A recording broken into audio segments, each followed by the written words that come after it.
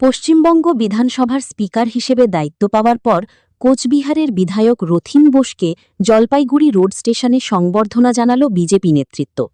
রবিবার কলকাতা থেকে কোচবিহারের উদ্দেশ্যে যাওয়ার পথে জলপাইগুড়ি রোড স্টেশনে পৌঁছালে তাকে স্বাগত জানাতে আগে থেকেই উপস্থিত ছিলেন দলীয় নেতাকর্মীরা। ফুলের তোড়া ও শুভেচ্ছা জানিয়ে তাকে অভিনন্দন জানানো হয়।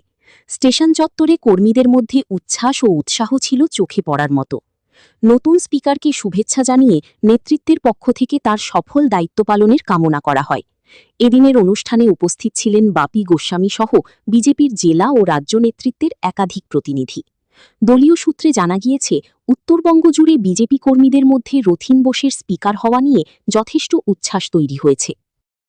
ভূতের গল্প? না, এটা তার থেকেও ভয়ঙ্কর। কারণ এখানে ভয় বাইরে নয়, আপনার ভেতরে। পড়ুন পিনাকি রঞ্জন পালের ১ ডজন ভয়ের গল্প অন্ধকারের ১২ ছায়া বইটি।